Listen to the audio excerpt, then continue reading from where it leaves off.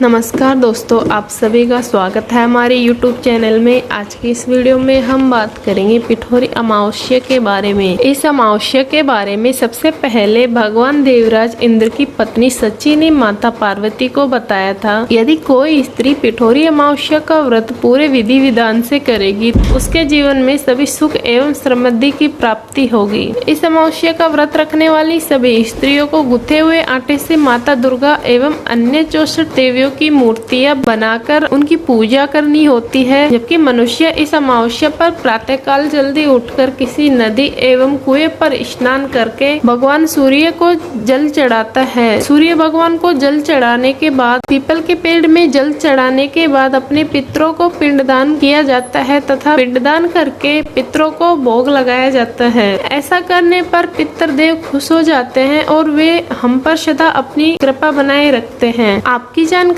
के लिए बता दें, पिठोरी अमावस्या को कई जगह पर कुशोत्पाटनी या फिर कुशाग्रहणी अमावस्या के नाम से भी जाना जाता है। इस बार पिठोरी अमावस्या 6 या 7 सितंबर की है। यदि आप भी पिठोरी अमावस्या का पर्व मनाते हैं तो इसका शुभ मुहूर्त 6 सितंबर को प्रातः 7:38 से शुरू होता है, अतः 7 सितंबर को प्रातः 6:21 पर खत्म हो जाता है। इस शुभ मुहूर्त के बीच आप अपने पितरों के आत्मा की शांति अथवा मुक्ति हेतु यज्ञ, दान व पुण्य कर्म आदि करवा सकते हैं। पिंडदान आदि करने के नाम पर किसी ब्राह्मण या गरीब को 5 जोड़ी कपड़े या फिर अपनी क्षमता के अनुसार दान करना चाहिए, जिसके बाद 5 ब्राह्मण व 5 कन्याओं को सबसे पहले भोजन कराकर बाद में परिवार के सभी सदस्य भोजन ग्रहण करें। कई जगह पर पिठोरी अमावस्या वाले दिन सप्तमातृका की पूजा की जाती है। ये सप्तमातृका उन 7 देवियों से मिलकर बनी है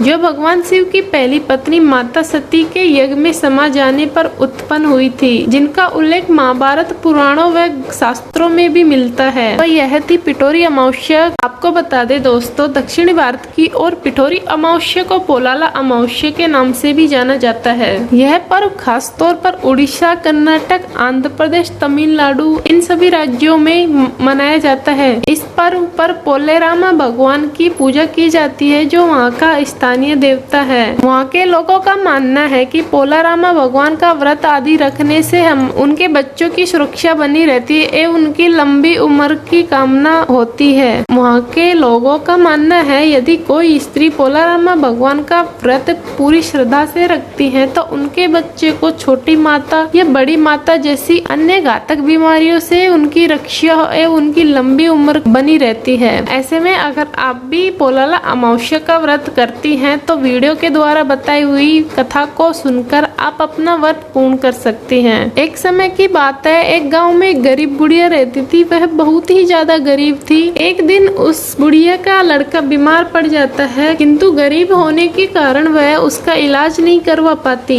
समय पर इलाज न होने की वजह से उसका पुत्र और ज्यादा बीमार पड़ जाता है। बेटे के बारे में सोचती हुई वह बुढ़िया एक दिन मंदिर में बैठ के बहुत ज्यादा रो रही थी। उसी समय मंदिर के पास से गुजर रही एक दूसरी बूढ़ी औरत ने उससे जाकर रोने का कारण पूछा, तो उसने बताया कि मेरा बेटा बहुत ज्यादा बीमार है और उसके इलाज करवाने के लिए मेरे पास बिल्कुल पैसे नहीं है। तब दूसरी बुढ़िया ने उसे हिम्मत देते हुए कहा, तुम चिंता मत करो, तुम्हारा बेटा बिल्कुल ठीक हो जाएगा यदि तुम पोलाला अमावस्या का व्रत पूरी श्रद्धा से रखोगी तो। ऐसा कहकर वह दूसरी बुढ़िया तो चली गई और कुछ दिन बाद पोलाला अमावस्या आई। इस अमावस्या बुढ़िया ने इस दिन पूरे नियमों के साथ व्रत किया। अगले दिन ही उसका पुत्र बिल्कुल ठीक हो गया। तो इस तरह से पोलारामा भगवान ने उस बुढ़िया के कष्टों को दूर कर दिया। तो ये थी आज की कथा। दोस्तों, अगर आप सभी को हमारी वीडियो पसंद आई हो तो लाइक करें, सब्सक्राइब के बटन पर क्लिक करें। धन्यवाद।